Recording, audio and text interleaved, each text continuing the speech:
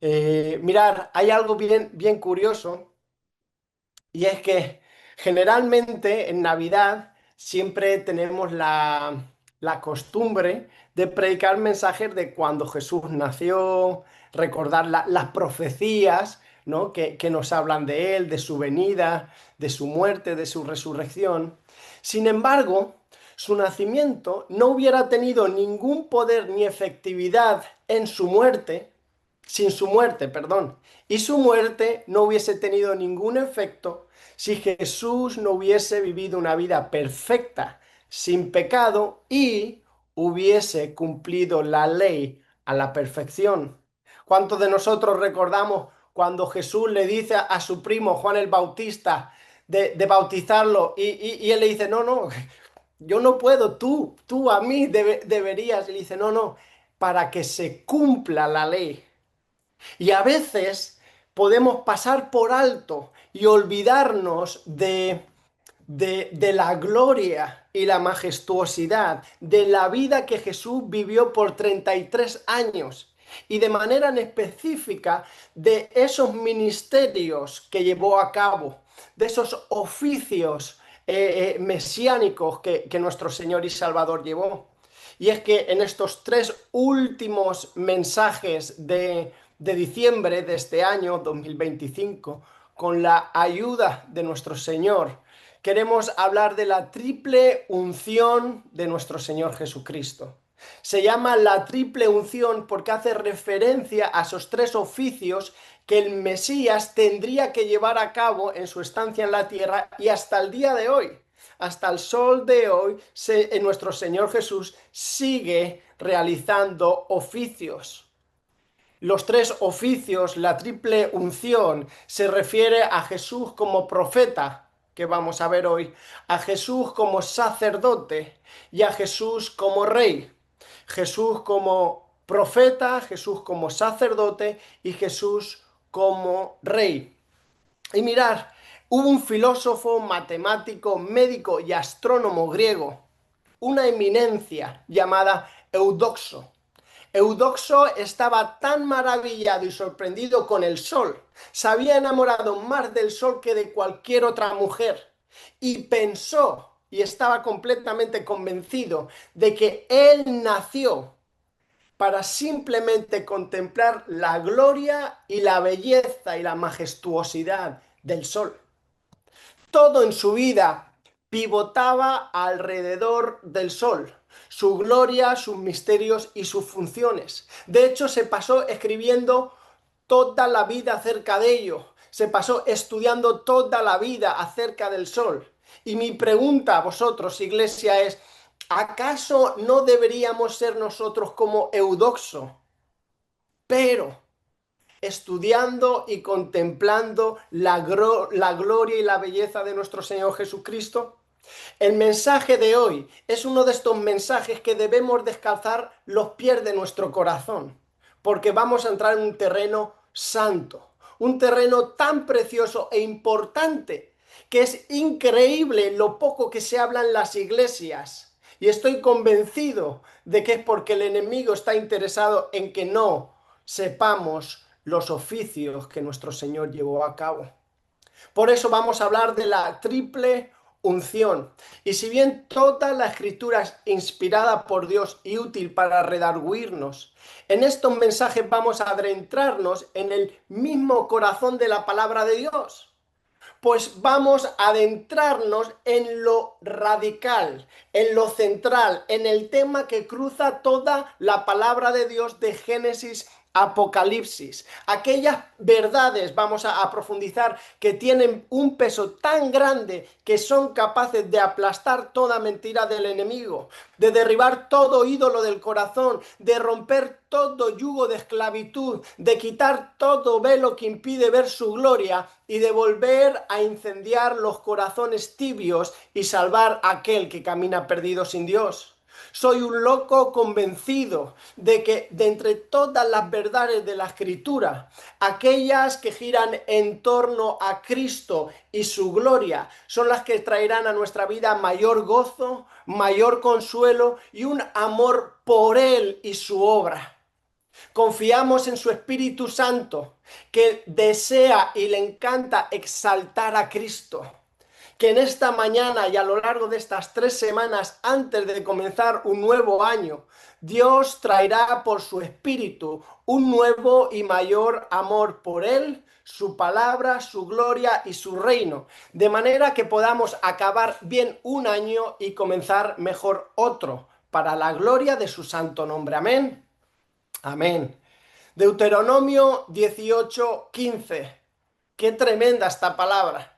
Deuteronomio 18:15 es Moisés hablando y profetizando. Un profeta en medio de ti, de tus hermanos como yo, te levantará el Señor tu Dios.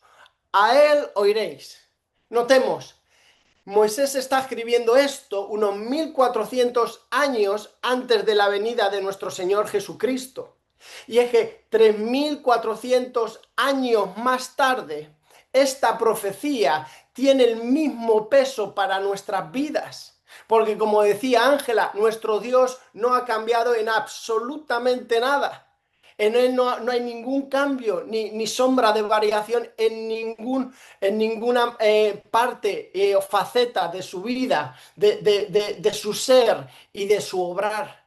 Su obra redentora sigue siendo efectiva. Su brazo no se ha cortado para salvar. Y más ahora que se acerca el tiempo de su segunda venida. Seamos sabios y entendidos en los tiempos. Si somos capaces de discernir bien lo que está sucediendo alrededor, nos daremos cuenta de que estamos a la puerta de que nuestro Señor venga. Como decía Dante Gebel, que me gustó, estamos como en el tiempo extra. Los 90 minutos del partido ya acabaron. Ahora estamos en el tiempo extra y a veces pensamos que porque han pasado 2025 años desde que Cristo cambió la historia muriendo y resucitando, pensamos de que tenemos toda la vida, pero Él mismo en su palabra nos ha dado señales para que seamos entendidos en los tiempos. Y en la mañana de hoy y con el favor de Dios veremos el primero, la unción y oficio profético de nuestro Señor Jesucristo. Mirar, se habla de la triple unción, porque en el Antiguo Testamento los profetas, sacerdotes y reyes, cuando eran llamados por Dios, eran ungidos inmediatamente por el Espíritu Santo. En otras ocasiones eran ungidos con aceite que representaba la venida del Espíritu Santo viniendo sobre ellos con una gracia especial para llevar a cabo la labor del cielo.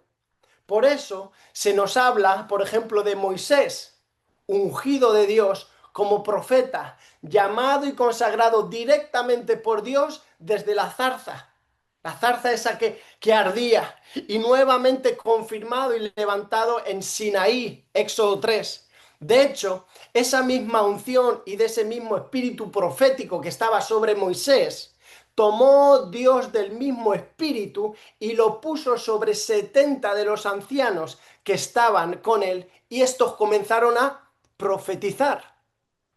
También lo vemos en Aarón, esa unción, pero en su caso como el sumo sacerdote. No la unción profética que cargaba Moisés o que cargaba Abraham, sino la unción de sacerdote. De hecho, Aarón fue el primer sumo sacerdote que fue ungido por el profeta Moisés, Levítico 8:12. O el rey David, que es ungido por el profeta Samuel como rey de Israel, primera de Samuel 16:13. De hecho, la unción profética de Jesús es un llamado profético, es una tarea divina profética, y Jesús mismo la reconoce y la proclama acerca de él mismo. Hace referencia a Isaías 61 en Lucas 4:18. El Espíritu del Señor está sobre mí, por cuanto me ha ungido. ¿Me ha qué? Me ha ungido. El Espíritu del Señor me ha ungido. Paréntesis, pero a veces en algunas iglesias hay a ciertos hermanos que le da como repelús escuchar la palabra unción, o que Dios nos unge o nos ha ungido con su Santo Espíritu. porque tristemente hay ciertos excesos en algunas iglesias. Pero la palabra unción y la unción que Dios nos da a cada creyente por medio de su Santo Espíritu ahora es 100% bíblica. Así que no peleemos con Dios. Por cuanto me ha ungido para dar buenas nuevas a los pobres, me ha enviado a sanar a los quebrantados de corazón, a pregonar la libertad a los cautivos y vista a los ciegos, y a poner en libertad a los oprimidos, a predicar el año agradable del Señor. Y versículo 24, y añadió, de cierto os digo que ningún profeta es acepto en su propia tierra. No simplemente se apodera diciendo, esta palabra ahora se ha cumplido delante de vosotros, sino que a esos religiosos, fariseos que estaban empecinados en ir en contra de Dios y su mover, le dice, de cierto os digo que ningún profeta es acepto en su propia tierra. Vemos ese oficio profético, ese ministerio profético, esa unción profética que viene sobre Jesús. Y en su caso, ¿cuándo viene? En el bautismo. En el bautismo tenemos una imagen preciosa y clarísima de la Trinidad. Nuestro Dios, un solo Dios en tres personas completamente distintas, pero un solo Dios, no son tres manifestaciones de la divinidad, no son tres formas de Dios que van tomando forma ahora como Padre, ahora como Hijo, ahora como Espíritu Santo. Son tres personas completamente distintas y diferentes.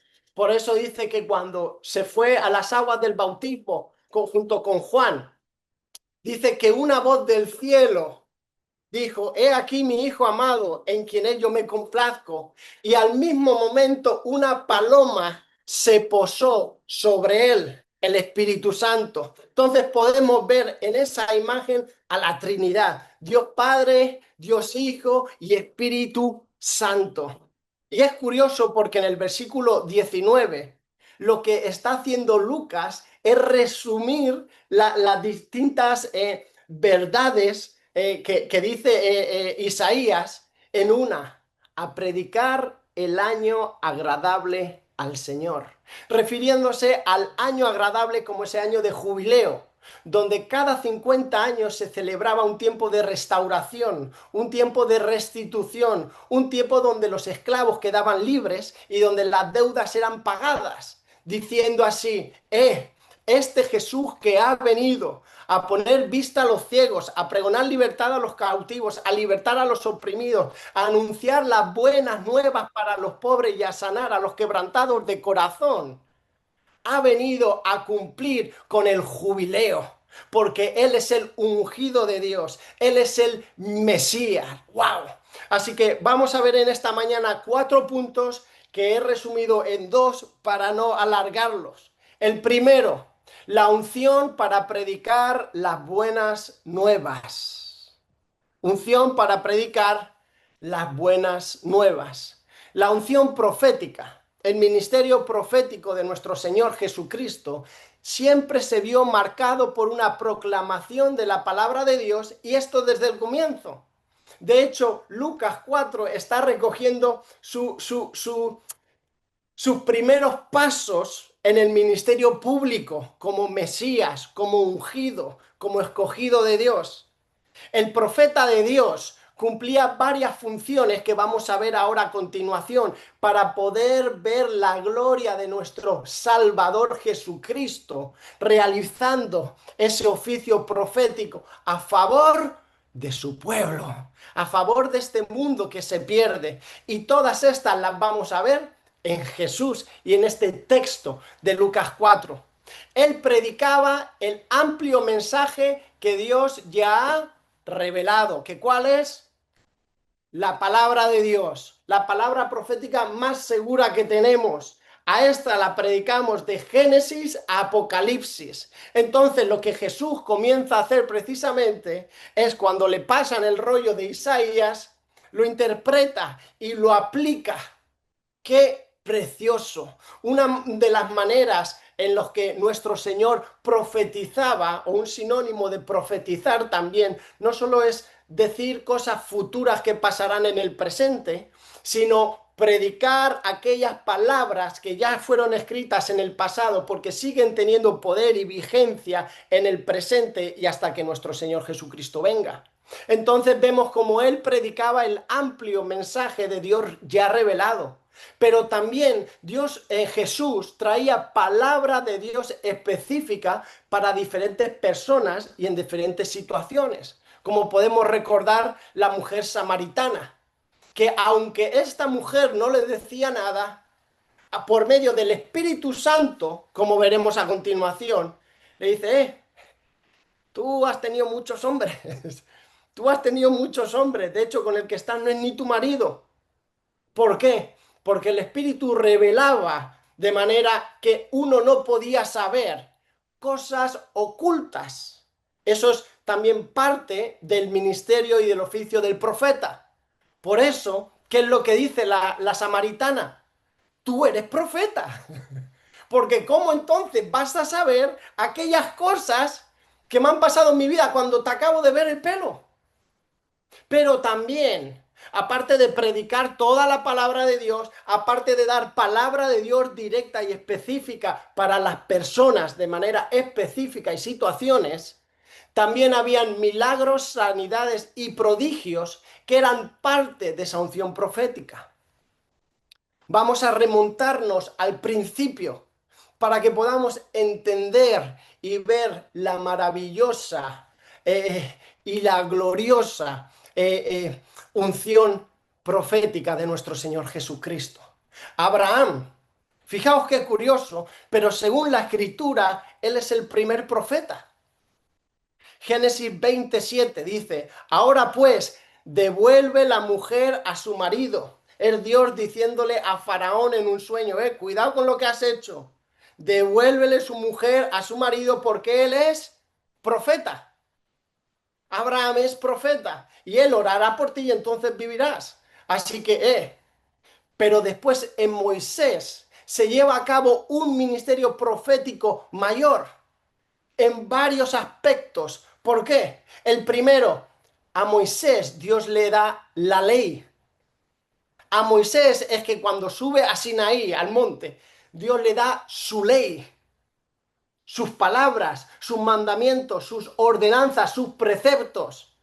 Pero notemos una cosa, por la dureza del corazón de su pueblo, Dios vuelve a guiar a Moisés para que profetice, para que predique de la ley que ya le ha dado. Entonces tenemos la ley que se nos narra en el Levítico y después tenemos el Deuteronomio. La palabra Deuteronomio en el griego hace referencia a otra ley. Deutero, otro, y nomio, ley. Otra ley, la repetición de la ley repetida, una exposición de la ley. Por eso muchos teólogos hablan de que el Deuteronomio es una predicación del Levítico.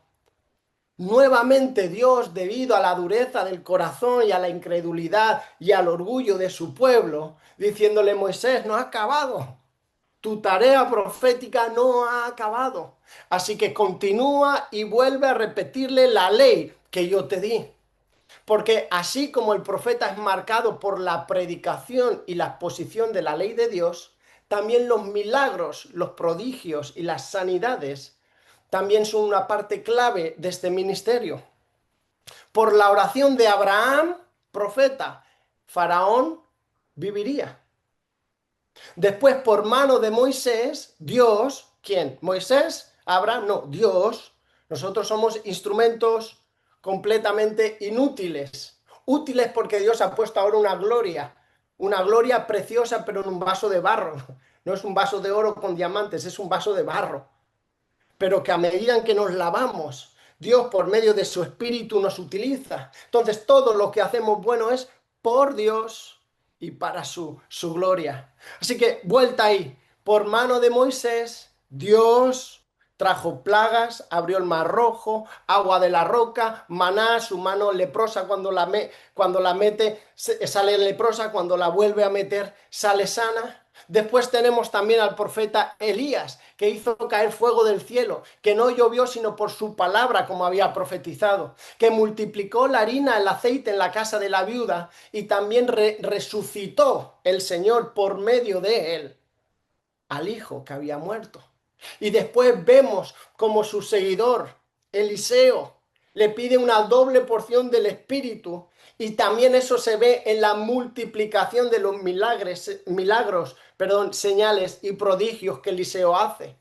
Eliseo hace casi el doble o más del doble que Elías, su maestro, por esa doble porción del Espíritu. Pero ¿sabéis qué? Que todos estos profetas que hubieron antes, y notemos que no son los profetas mayores ni menores, sino que fueron profetas que Dios mismo reconoce y que tuvieron un oficio y un ministerio profético. Todos estos, ¿sabéis a quién apuntaban? Al Mesías. ¿Por qué? Porque Dios ha establecido y ha querido y ha encerrado por alguna razón que a nosotros se nos escapa, por lo menos a mí, que la salvación del alma no venga por el dinero que se da, no venga por la obediencia de uno, no venga por nada que uno puede hacer, sino por escuchar la palabra de Dios, el mensaje de Dios, las buenas nuevas de salvación de Dios y abrazarlo, creerlo por fe y por pura gracia.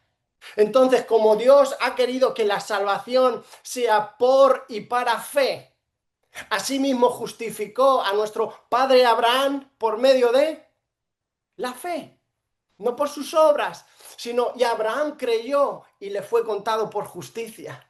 Y asimismo Dios ha querido, y hasta el día de hoy y hasta que nuestro Señor Jesucristo venga, que la salvación sea por medio de la predicación del Evangelio, por medio de la predicación de su palabra, de ese loco mensaje, de ese mensaje que trastorna a muchos. Entonces, para proclamar, para decir ese mensaje, se necesita profetizar. Sinónimo en algunas ocasiones de predicar, predicar, predicar. Y todos estos profetas, todos estos hombres y mujeres de Dios que levantó en el Antiguo Testamento, todos tenían sombras, todos tenían fallos, todos tenían pecados, todos estaban marcados por la muerte.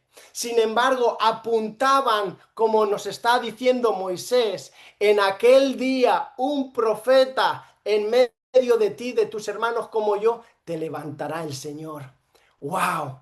El ministerio profético de nuestro Señor Jesucristo fue absolutamente necesario para llevar a cabo todo el cumplimiento de su ley y entonces que su sacrificio fuera apto. ¡Wow! A veces se nos olvida tanto que Jesús no solo nació, sino vivió una vida perfecta, lo cual se tradujo en una obediencia perfecta y total a la ley de Dios y a todos sus preceptos, para que entonces cuando fuese colgado en la cruz del madero, en esa cruz del Calvario, y llevase nuestros pecados, los tuyos y los míos, sobre él, sobre su cuerpo, entonces, al ser el Cordero de Dios que quita el pecado sin mancha, al haber cumplido con toda la ley, pudo decir, consumado es, se acabó, lo completé. La obra que tú me has dado, Padre, la he completado. De principio a fin. No he faltado en nada. No he desobedecido ni en una jota ni en una coma. No he predicado un mensaje malinterpretado. No he expuesto tu palabra de manera incorrecta. He vivido y he cumplido con el oficio profético. Hoy vamos a centrarnos en este. Pero Dios mismo, por medio de su Espíritu, a través de Pablo, también nos dice, y Él mismo, ¿quién? Cristo. Él mismo constituyó a unos apóstoles, a otros profetas, a otros evangelistas, a otros pastores y a otros maestros. ¿Y hasta cuándo los instituyó, iglesia? Hasta que el canon de la Biblia se cerrase. Pues vamos a seguir leyendo. Versículo 12. A fin de perfeccionar a los santos para la obra del ministerio. ¿Cuándo vamos a ser perfeccionados para la obra del ministerio? cuando tengamos la palabra de Dios o cuando estemos en su gloria, para la edificación del cuerpo de Cristo y hasta que todos lleguemos a la unidad de la fe y del conocimiento del Hijo de Dios, un varón perfecto a la medida de la estatura de la plenitud de Cristo. Estos 5 ministerios que Cristo ha regalado para su iglesia siguen vigentes y seguirán hasta que el Señor venga o nos llame a su presencia. Y el ministerio profético que Jesús tiene un peso mucho más grande para cuando Él viene, porque hay 400 años de silencio. Hay 400 años de silencio. Desde el final del Antiguo Testamento hasta el comienzo del Nuevo, hay 400 años de silencio. ¿De silencio por qué? Porque no hubo palabra profética. Desde Malaquías hasta Mateo, Dios no levantó a profeta. ¿Por qué? ¿Por qué? Porque cada vez que levantaban un profeta, que Dios levantaba un profeta en medio de su pueblo, ¿sabéis lo que hacía el pueblo de Dios? Jerusalén, Jerusalén, Mateo 23:37, le dice, la que mata a los profetas y apedrea a los que son enviados a ella. ¡Wow! Uno diría, ¿cómo es posible?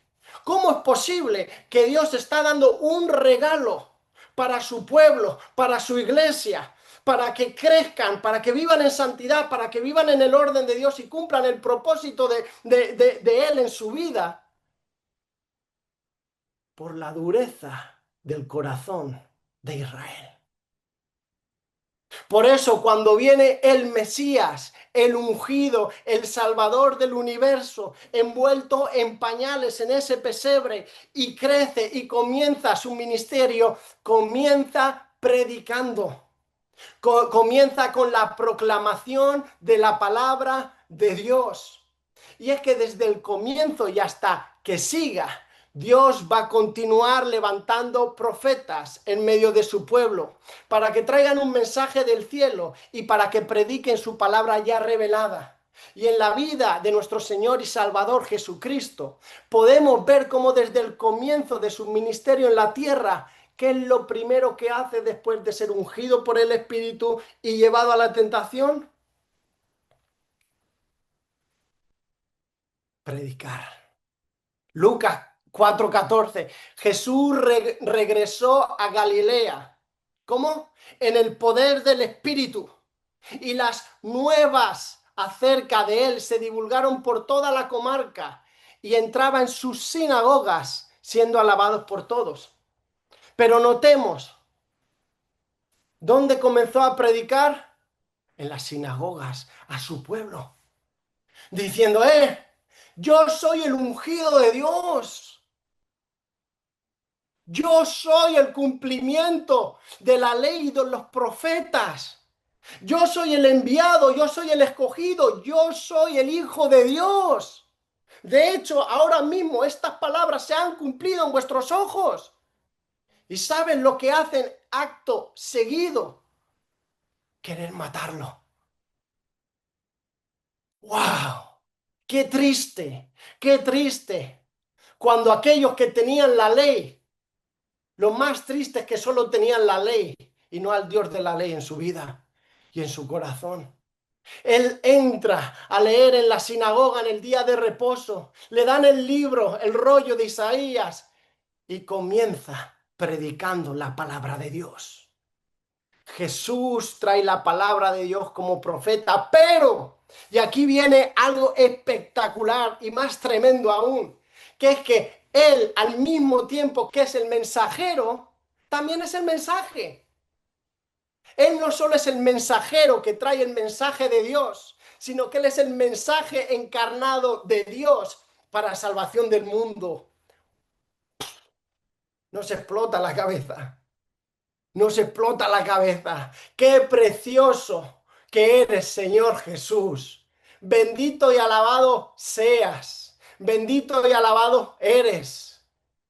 Gracias por tu salvación. Gracias por tu palabra. Gracias por ese oficio profético.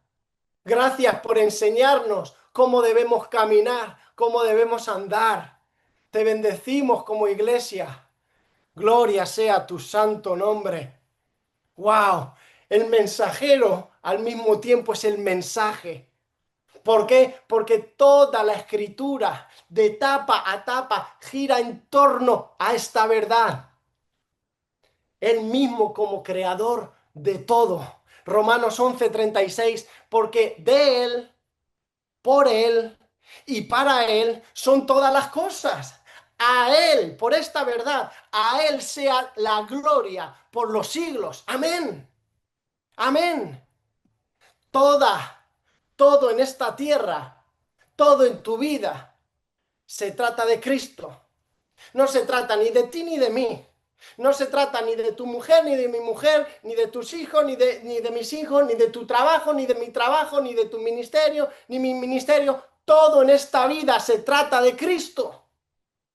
Y hasta que no aprendamos a quitarnos del foco que Dios ha puesto para mostrar su gloria en nosotros, y hasta que no aprendamos en vivir en sujeción a su palabra, en sometimiento a su espíritu y en obediencia y fe, no vamos a experimentar la belleza y la dulzura y las mieles de la presencia manifiesta de Cristo en su plenitud. La ballena que surca los océanos adora a Jesús. El sol que gira sobre la tierra adora a Jesús. El césped que crece, la flor que se marchita, la leona que caza, las estrellas que nos guían, los ríos que bajan por las montañas, las mariposas que se posan sobre las flores, y todo lo creado tiene un único propósito, el de traer gloria y honra a su creador, Jesús. En Él, por Él y para Él son todas las cosas. Colosenses 1:16, porque en Él fueron creadas todas las cosas que hay en los cielos, las que hay en la tierra, visibles e invisibles, sean tronos, dominios, principados, potestades, todo fue creado por medio de Él y para Él. Y Él, este que creó todas las cosas, es antes de todas las cosas, y todo lo que hay subsiste, existe y se mantiene por Él. ¡Wow! Ese es nuestro Señor precioso. Ese es nuestro Salvador maravilloso.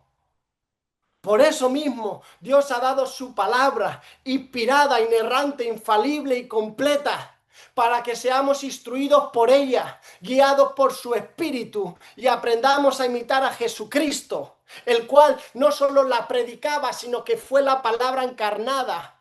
Y esas palabras que hay en ella han sido sopladas, han sido inspiradas por Dios mismo y tienen el poder para salvar. Por eso cuando Jesús comienza su ministerio mesiánico redentor, comienza profetizando, comienza predicando, interpretando y aplicando la palabra que el Espíritu Santo inspiró por medio de hombres santos. Él nunca malinterpretó la palabra. Cada vez que la abría y la interpretaba, cada vez que la leía y la proclamaba, cada vez que mencionaba la palabra de Dios, la trazaba de una manera perfecta, interpretándolo como nunca nadie lo ha hecho ni lo hará. Por eso decían, mira cómo predica y cómo enseña, como alguien que tiene autoridad, a diferencia de aquellos religiosos estériles. Y uno podría pensar, si Jesús siempre dijo la verdad, proclamó la verdad de Dios, profetizó la palabra de Dios y profetizó acerca de aquello que le sucedería a él mismo y de lo que habría de venir en el futuro, uno pudiera preguntarse, che, ¿cómo puede ser que no crean la palabra de Dios siendo transmitida por Dios mismo? ¿No? Yo digo, jope, Jesús entre nosotros. Ahora tenemos a su Santo Espíritu en cada uno de nosotros y moviéndose y haciendo sus propósitos. Pero, ¿cómo es posible que ellos viéndolo con los ojos físicos, que nosotros no lo podemos ver, cómo es posible que no lo obedeciesen? ¿Cómo es posible que encima se rebelasen?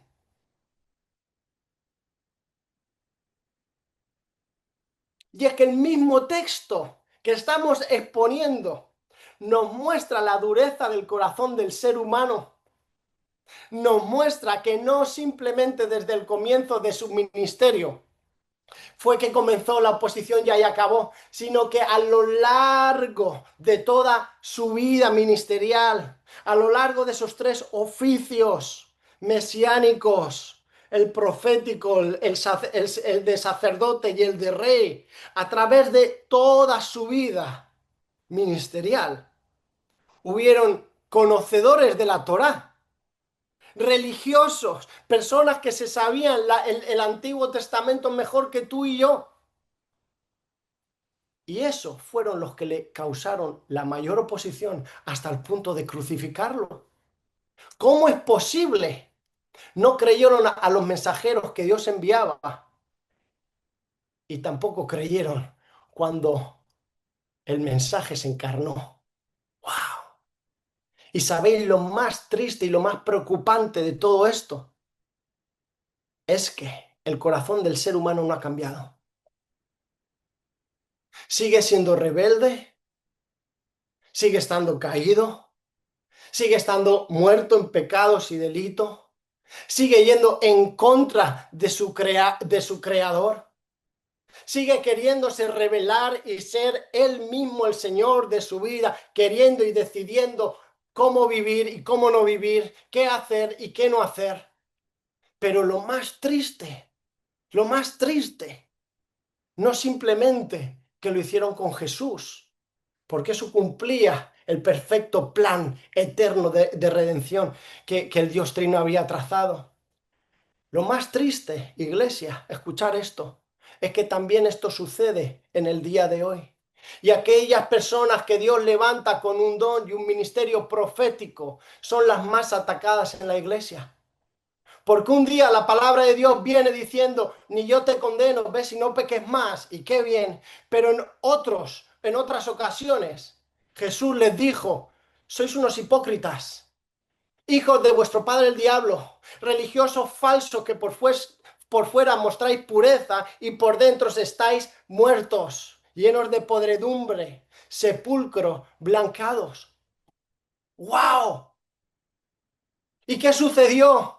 El primer mártir de la iglesia, Esteban, cuando se levanta y comienza a predicar y comienza a hablar la verdad gloriosa de que Cristo es el Señor, el ungido, el Salvador. ¿Qué sucedió sobre ese joven? ¿Qué sucedió sobre ese hombre? Que en vez de coger, escucharlo y decir, Señor, perdóname, te entrego mi vida y mi corazón, se llenaron de odio, se llenaron de rabia y lo apedrearon hasta la muerte. ¡Wow! Y quisiera ahora aplicar estas verdades con un triple llamado. El primero es aquellos hermanos con don y llamado profético en la iglesia. Sé y conozca que no hay uno, ni dos, ni tres, ni cuatro, sino más. Sigue hablando la palabra de Dios sin temor al hombre. Sigue temiendo a Dios y obedeciéndolo en aquello que te muestre. Vas a encontrar oposición, te van a criticar, te van a buscar lastimar, van a levantar falso testimonio de ti, pero no te preocupes. En el cielo, el Señor tiene sus ojos puestos sobre todos, tiene sus oídos puestos sobre todos. No temas lo que el hombre te puede hacer. Es necesario que obedezcas a Dios antes que a los hombres. Recuerda, de tu Señor dijeron, demonio tiene, y lo crucificaron. A otros antes de nuestro Señor y después mataron. Pero tú sigues siendo fiel al Señor con tu don. El segundo es un llamado a toda la iglesia, a todo cristiano en todo lugar y en todo momento. Predica, anuncia, proclama y sigue anunciando la palabra de Dios. Tenemos la palabra profética más segura de todo el mundo. Tú puedes estar convencido de que cada vez que lees algo de la palabra de Dios, es Dios mismo aplicándolo y llevándolo al corazón y cumpliendo el propósito por el cual fue enviado. Sigue predicando la palabra de Dios. No te avergüences.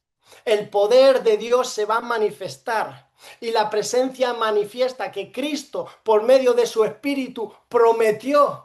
Y yo estaré con vosotros hasta el fin del mundo. ¿Sabéis esa promesa tan preciosa en el contexto que está escrito? En el contexto de la Gran Comisión. La realidad del por qué muchos de nosotros no experimentamos esa presencia poderosa, esa presencia manifiesta del Cristo resucitado por medio de su Santo Espíritu, es porque no vivimos cumpliendo la Gran Comisión. Esa promesa es para la Gran Comisión. Por supuesto que tiene aplicaciones y Dios está con nosotros en todo momento, por supuesto, pero esa presencia preciosa y poderosa está y nos empodera cuando somos sus testigos. No temas la burla, hermano, no temas el rechazo, la persecución, ni siquiera temas la muerte o el encarcelamiento. A tu maestro lo persiguieron antes. Contigo también lo harán. Conmigo también lo harán. Y el tercero, no sé si hay alguien en la iglesia o alguien que más tarde nos pueda ver en YouTube, pero es un llamado a aquellos que están en la iglesia y a lo mejor no están en Cristo. Aquellos que la religiosidad evangélica heredada o aprendida es la guía de tu vida y no el Espíritu y la palabra de Dios. Ten mucho cuidado con rechazar la palabra de Dios cuando es expuesta, cuando es predicada. Guarda tu corazón de criticar el actuar de Dios como los fariseos que blasfemaron contra el Espíritu Santo al ver que Jesús realizaba milagros, señales y prodigios en días que a ellos no le parecían bien. Cuidado, porque la dureza de tu corazón es tan grande que la incredulidad te está cegando y es posible que la apostasía esté tocando a la puerta de tu corazón. Mateo 12:22. Entonces fue traído a él un endemoniado, ciego y mudo, y le sanó, de tal manera que el ciego y mudo veía y hablaba. Y toda la gente atónita decía: ¿será este el hijo de David? ¿Será este el Mesías, el que viene a salvar a su pueblo? Todo el mundo decía eso. Versículo 24. Mas los fariseos al oírlo decían: este no echa fuera demonios sino por Belcebú. Madre mía, príncipe de los demonios. Sabiendo Jesús los pensamientos de ellos, porque el Espíritu Santo revela y muestra los pensamientos y aún lo que uno habla a escondidas o en su casa. Sabiendo, versículo 25, Jesús los pensamientos de ellos les dijo: todo reino dividido contra sí mismo es asolado, y toda ciudad o casa dividida contra sí misma no permanecerá. Versículo 28, pero si yo por el Espíritu de Dios, por eso es Cristo, por medio del Espíritu de Dios, echo fuera demonios, ciertamente ha llegado a vosotros el reino de Dios. Qué precioso, el rey llegó y está obrando. Aleluya. Versículo 30. El que no es conmigo, contra mí es, y el que no recoge, perdón, desparrama. Por tanto os digo, todo pecado y blasfemia será perdonado a los hombres, mas la blasfemia contra el Espíritu no le será perdonada.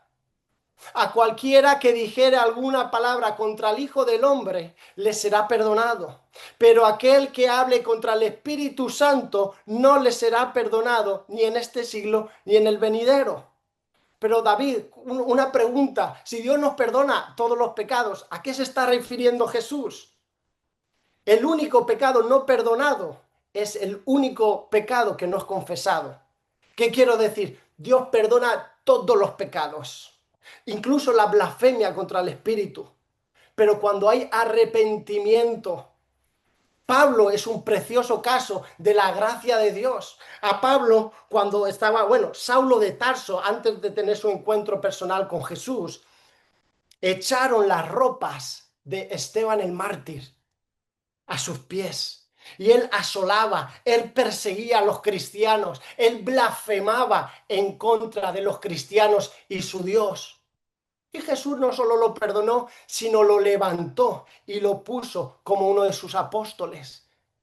Pero lo que Jesús está diciendo aquí es, no le será perdonado, no porque Dios no quiera perdonar, Dios quiere perdonar siempre, siempre y todo, sin excepción. Y puede hacerlo porque tiene toda la potestad. Pero claramente, aunque Él puede y quiere hacerlo, no puede hacerlo cuando un corazón está tan endurecido y tan cegado y tan incrédulo de no creer lo que Dios está haciendo. Y no solo eso, sino atribuirlo al diablo. Porque esa es la blasfemia contra el Espíritu Santo. Jesús está sanando a un ciego y a un mudo y los fariseos están diciendo, lo hace por medio de Satanás. No simplemente es no creer, sino atribuir. Iglesia amada, guardemos nuestros corazones de la incredulidad disfrazada de religiosidad evangélica, conocimiento bíblico superficial y falsa piedad. Escucha esto. La unción y oficio profético de nuestro Señor Jesucristo, perdón, nos habla del corazón y del inmenso deseo de Dios por anunciar su palabra para salvar. ¿Por qué? Por medio de la palabra. Porque a Dios le ha placido. El que crea todo, pone las normas, pone su ley y decide cómo se hacen las cosas y cómo no. El maestro relojero crea un reloj y decide cómo va a funcionar. El creador del universo y el creador de todo ser humano ha decidido establecer un medio, una forma que es por la única en que podemos ser salvos y es por medio de la fe en Jesucristo. Y por eso Pablo en Romanos 10:17 dice, así que la fe es por él oír. Y el oír por la palabra de Dios. Gracias a Dios, porque si fuese por dinero, los pobres no podrían. Porque si fuese por altura, los bajitos no podríamos. Si fuese por cualquier otro tipo de conocimiento que uno tiene que adquirir, aquellos que somos menos inteligentes que otros, no podríamos alcanzar la salvación, como el gnosticismo promovía. Pero gracias a Dios, que es tan sencillo como escuchar el Evangelio de que el Mesías nació y vivió una vida perfecta y murió una muerte en la cruz como sustituto cargando tu pecado y el mío y creerlo. Eso lo creen hasta los niños. Por eso Jesús mismo dice, no impidéis que vengan. Hasta ellos,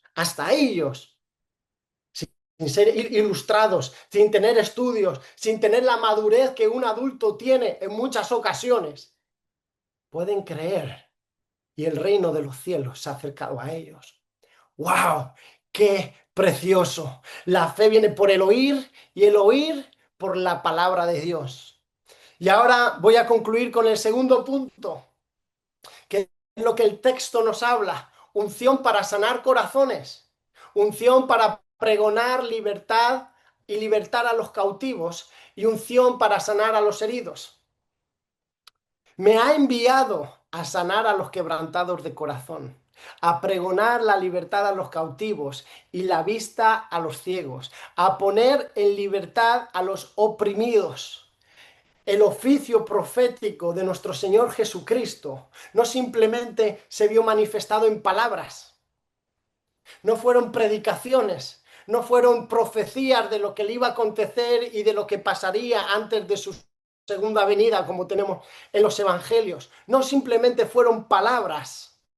El ministerio de nuestro Señor Jesucristo siempre se vio marcado por la sanidad de los quebrantados del corazón, por aquellos despreciados de la sociedad, por aquellos heridos en el alma y por aquellos desechados de entre los vivos.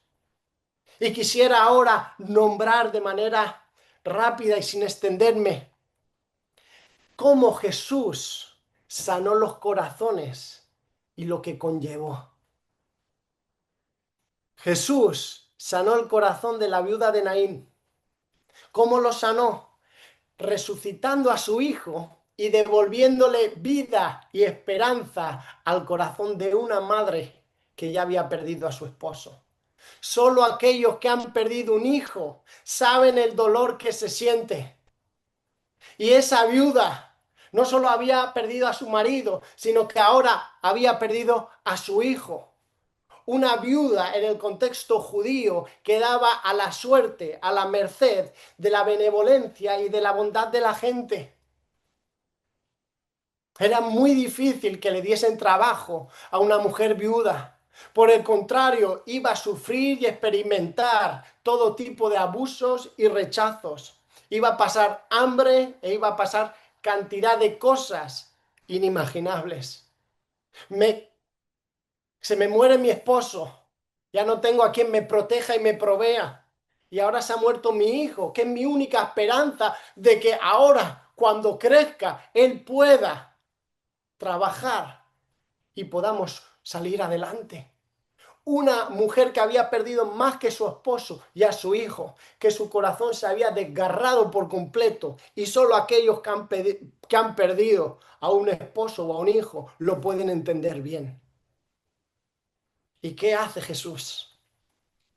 Resucitando a su hijo, hace un milagro doble, triple incluso, porque no solo trae vida al muerto, sino trae vida al corazón también que estaba muerto y había perdido esperanza. Jesús, el que sana los corazones haciendo milagros. La mujer del flujo de sangre. Vemos cómo Jesús se compadece de esta mujer que estaba muerta en vida. Esta mujer había quedado quebrada. Todo su dinero se lo gastó en médicos que no pudieron curarlo. Estuvo 12 años, espérate, 12 años sufriendo rechazo, desprecio y todo tipo de humillaciones. Una mujer que era impura porque tenía un flujo de sangre que no cesaba. Por la ley de Moisés nadie se le podía acercar. Y no solo eso, que te pudiese pasar por la acera de al lado o cruzarse para no acercarse a unos metros de ti, sino que tenían la orden de estar a las afueras de la ciudad para que nadie se contaminase con ella. Era como una leprosa. ¡Wow! Y Jesús, en medio de una gran multitud, cuando toca a esa mujer su manto, dice, ha salido poder de mí. Claro, tú imagínate, los discípulos, Jesús está rodeado, perdona, no sé si te has dado cuenta, está rodeado de 58 personas. Te están tocando por todos los lados, están intentando hablar contigo, se están intentando acercar, te están gritando para que les escuche. ¿Cómo que quién te ha tocado? Sí, alguien me ha tocado y ha salido poder de mí. ¡Wow! Porque hubo una mujer que le tocó con fe, que le tocó creyendo que él podría poner fin al sufrimiento, a la tortura y a la soledad de su flujo de sangre, de su enfermedad. Y Dios no solo sana su cuerpo, sino también restituye su corazón y su dignidad como mujer. ¡Wow! La mujer jorobada, una mujer que nos dice en Lucas 13 que por causa de un espíritu inmundo llevaba 18 años enferma con joroba. ¡Wow! Imagínate una mujer que de repente le empieza a salir joroba, chepa. Todos conocemos el jorobado de Notre Dame. Y aunque se le ha dado y tiene, ¿no? una connotación bonita y bueno, el jorobado de Notre Dame y toda la historia, un jorobado era una persona completamente despreciada, porque muchos incluso creían que era por algo que había hecho sus padres o sus madres. Por eso en una ocasión sus discípulos le dijeron, pero bueno, ¿quién ha pecado? ¿Él o sus padres para que le suceda esto? Y Jesús le dice, no, no es que haya pecado nadie, sino que esta enfermedad para la gloria de Dios. Entonces, pongámonos en el caso de esta mujer, que por causa de un espíritu inmundo que ha entrado en ella, le ha salido una enfermedad. Y Jesús nuevamente no solo la liberta, aleluya, no solo la sana, sino que restaura también su corazón, su vida y su dignidad. Tenemos también a Marta y María. ¿Y por qué hablo de Marta y María y no de su hermano, el que murió? Porque estamos viendo cómo Jesús sana, cómo Jesús liberta, cómo Jesús resucita, pero también cómo sana corazones. Cuando Lázaro murió, fueron los corazones de Marta y María que se rompieron. ¿Cómo se romperían? Solo que aquellos que han perdido un hermano se pueden identificar completamente. ¿Cómo se sentirían que una de ellas, Marta, para variar, la de turno, como diríamos, Señor, ¿pero qué hacías si tú hubieses estado, ¿Cómo se sentirían aquel que amabas, tu amigo? No sabían ni qué decirle, han pasado ya 3 días, ya está muerto, requete muerto. Porque en la cultura judía, después del tercer día ya no hay nada más que hacer. Entonces por eso Jesús esperó. Pero Jesús, al resucitar a su hermano Lázaro, restaura el corazón de sus hermanas. ¡Wow! Pero también Jesús restauró el corazón de Jairo. ¿Cómo? Al resucitar a su hija. ¿Hay aquí alguien que haya perdido a un hijo? Dios quiere resucitar tu corazón. Dios quiere restaurar tu corazón por completo y sanarlo por la muerte trágica o el arrebato con el que se fue o se fueron. El corazón de Jairo, Jesús lo restauró al resucitar a su hija. Aleluya. También tenemos al centurión, el corazón del centurión. ¿Cómo se sentiría ese hombre que en vez de pedir por cualquier otro milagro, por ser más fuerte, por ganar las batallas, porque nadie se le escape de su gubernamentabilidad, de su dominio, por ser obediente para que todo vaya bien? Le podía haber pedido 1000 historias. Pero Jesús, cuando escucha a este hombre de autoridad, el centurión, este le pide por uno de sus siervos que él amaba, que estaba enfermo. Y Jesús, ¿sabe lo que hace? Sanar a su siervo a la distancia, porque Jesús está aquí, pero es omnipotente, omnipresente y omnisciente. Tiene todo el poder, todo lo conoce, todo lo ve, todo lo sabe. Gloria a ti, Señor. Entonces, el centurión, ya habiendo escuchado de los milagros y prodigios que Jesús estaba haciendo en medio del pueblo, dice: yo sé que tú eres un hombre de autoridad, con que digas una palabra serás sanado. No hace falta que vayas a casa. Di una palabra y serás sanado. ¡Wow! ¡Qué fe tan grande la de este centurión! Y cómo su corazón fue restaurado. El sordomudo de Decápolis.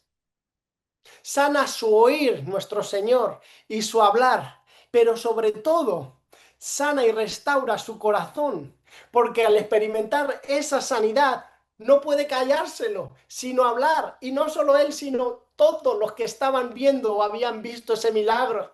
Jesús les dice: no, no digáis nada, y ellos no podían callárselo. Porque cuando Dios restaura tu corazón, cuando tienes un encuentro con el Dios sanador de tu cuerpo y de tu alma, no puedes sino decir las grandes cosas que Dios ha hecho contigo. También tenemos un hombre de 38 años, cojo, cojo en su cuerpo y cojo también en su alma. 38 años enfermo. 38. Sin nadie que lo lleve al estanque de Betesda a ser sanado. Porque nos dice la palabra de Dios que un ángel de cuando en cuando entraba en las aguas del estanque de Betesda, removía las aguas y la primera persona que entraba era sanada. Entonces, este hombre le dice a Jesús, es que no tengo a nadie que me lleve. Tú imagínate, pongámonos en su lugar. No es un hombre simplemente cojo que vive de la misericordia de los demás extendiendo su mano, sino que no tiene a nadie. ¡Wow!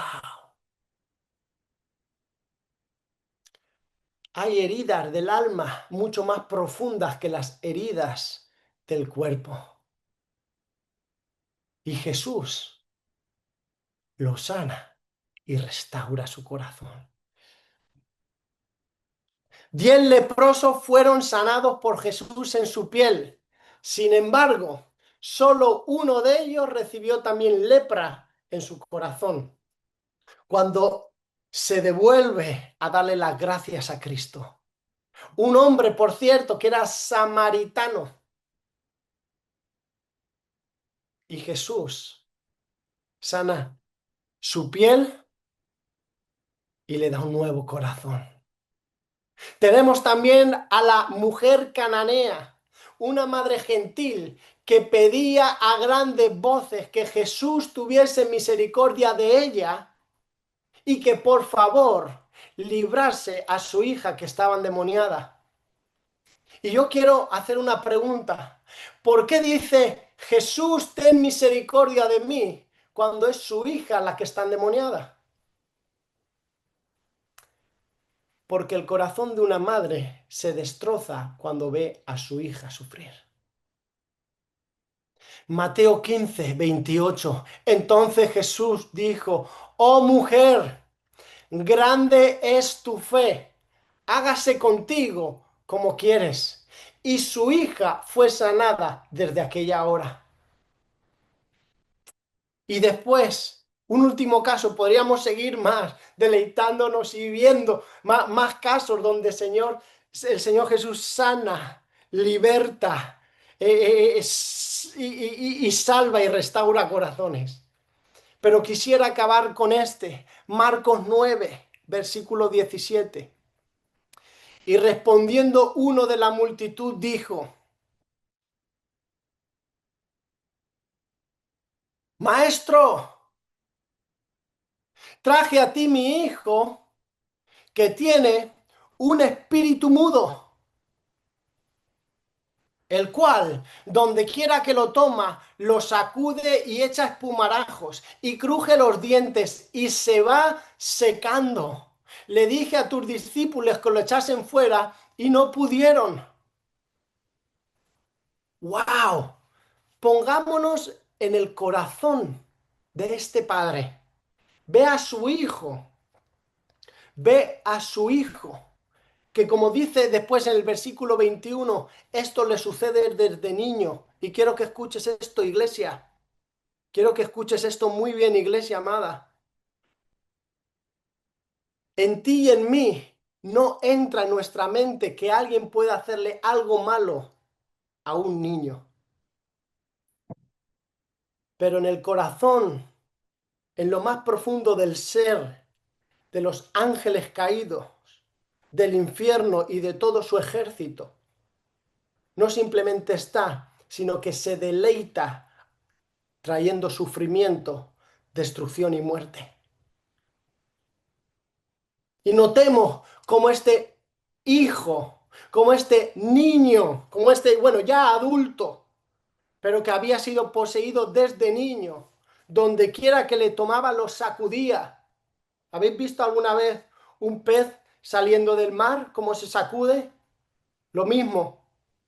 Echa espumarajos y cruje los dientes. Y lo más triste para decir de un padre, y se está secando, se está muriendo en vida. Y respondiendo él les dijo, oh generación, falta de poder, oh generación sin conocimiento, oh generación sin un máster en teología bíblica, oh generación incrédula. Oh generación incrédula. Y les hace un reproche. ¿Hasta cuándo he de estar con vosotros? Y por si fuese poco, ¿hasta cuándo os he de soportar? Traédmelo. Y se lo trajeron. Y cuando el espíritu vio a Jesús, sacudió con violencia al muchacho, quien cayendo en tierra se revolcaba echando espumarajos. Y Jesús le preguntó al padre, ¿cuánto tiempo hace que le sucede esto? Y él dijo, desde niño.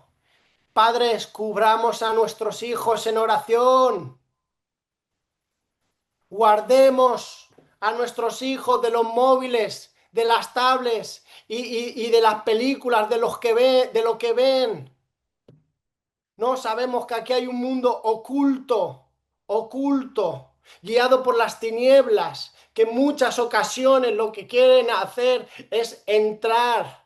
Guardemos el corazón, los oídos y los ojos de nuestros hijos. ¿Cuánto tiempo hace que le sucede esto? Y él dijo, desde niño. Y muchas veces le echan el fuego. ¡Wow! Y le echan el agua para matarle. Nuestra lucha no es contra sangre ni carne. Nuestros enemigos son completamente despiadados. ¿Cómo vamos a tener piedad nosotros del pecado? Del pecado que Cristo pagó, que Cristo llevó en su cuerpo para hacernos libres del pecado.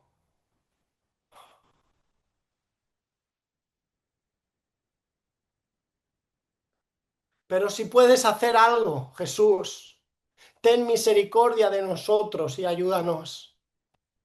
Y Jesús le dijo, si puedes creer, si puedes creer, al que cree, todo le es posible.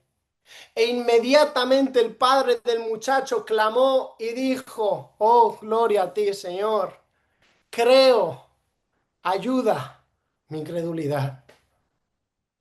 A veces no tenemos que tener una fe grande, una fe perfecta, una fe madura, simplemente una fe pequeña pero sincera en nuestro Dios grande y fuerte. ¡Qué enseñanza tan preciosa! No es el conocimiento, no es lo mucho que uno ora o lo poco, es lo que uno cree a Dios. Versículo 25. Sí, y cuando Jesús vio que la multitud se agolpaba, reprendió al espíritu inmundo diciéndole, espíritu mudo y sordo.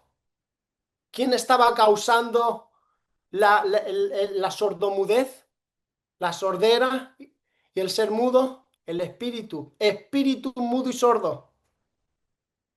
Yo te mando, sal de él y no entres más en él. Versículo 26. Entonces el espíritu, clamando y sacudiéndole con violencia, patalean hasta el último momento. Y sacudiéndole con violencia, salió. ¿Y cómo será que quedó como muerto? De modo que muchos decían, está muerto. Pero versículo 27, Jesús tomándole de la mano le enderezó y se levantó. Y quiero concluir con dos llamados. Uno a todos y cada uno de los que estamos aquí y que nos verán en YouTube. Y después otro que nos vamos a reunir como una sola iglesia, en un mismo sentir, con un solo corazón y con una sola lengua. Y quisiera decir, el oficio profético de nuestro Señor Jesucristo no ha cesado en su totalidad. Si bien ya no está predicando entre nosotros, trayendo libertad a los cautivos, sanando, resucitando y libertando, ahora Él lo está haciendo por medio de sus siervos, por medio de su palabra y en su espíritu.